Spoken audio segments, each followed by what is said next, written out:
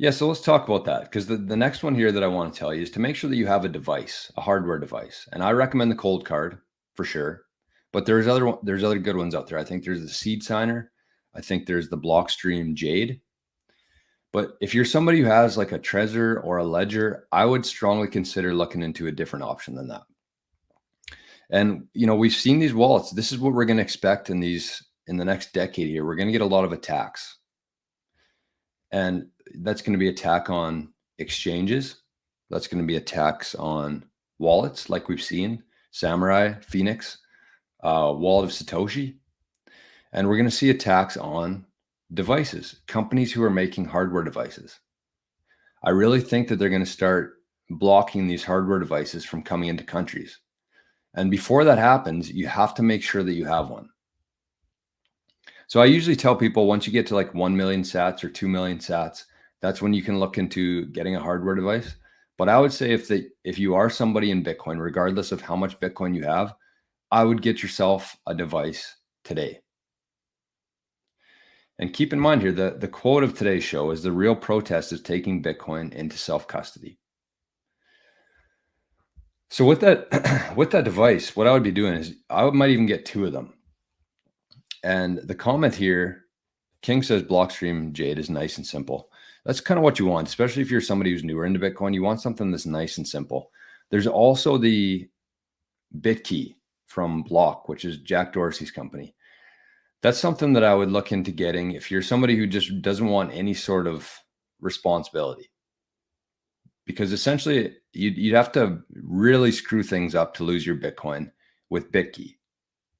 So if you are somebody who's not really comfortable in Bitcoin yet, but still wants to make sure that whatever Bitcoin you do have, you're going to have in 5 years from now, I would look into the BitKey device, which looks like a little rock kind of. And basically how that works is you hold one of the keys and then there's 2 other, what would you call them? Custodians, I guess, that hold keys on your behalf. So if you did happen to lose your private key, you could still unlock it by connecting the other 2. So it's a 2 out of 3 multi-signature. And even if something happens to your device or your backup phrase, you can still access that Bitcoin. So the trade-off there, everything has trade-offs. The trade-off there is that you're trusting those other 2 custodians that Block uses to hold your keys. And if they did collude, if things went south, there is a chance that they could take your Bitcoin. So, even going back to this comment here, probably the best thing you can do, honestly, is just diversify yourself. Diversify the devices that you're using, diversify the exchanges that you're using, and diversify the wallets that you're using. And kind of what I suggested on the Living in the Future show that we did on Friday was you should maybe think about taking take a look at your Bitcoin stack and say that you take 20% of that stack and move it into like a cold card, a separate one, or just even like a spare wallet. You get those 12 words, you memorize those 12 words. Maybe you bury your steel plate in the yard somewhere. And that's kind of like your nuclear option there. So if everything went to shit, you're still going to have those sats. And one thing you could do is you could do that with your non-KYC sats. Put them into a wallet like that, memorize the key, put it out in the yard.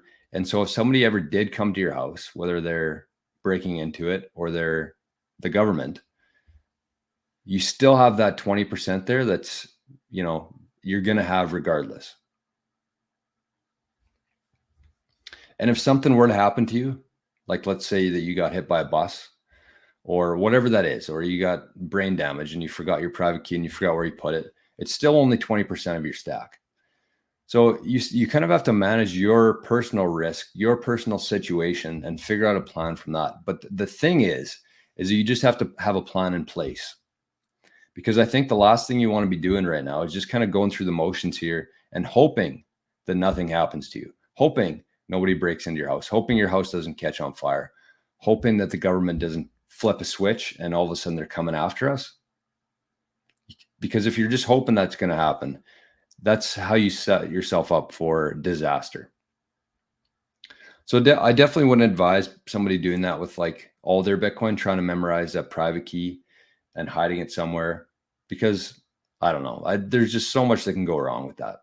Even if something were to happen to you and nobody else knows where that is, that's a problem for your family. So just make sure that you get a device.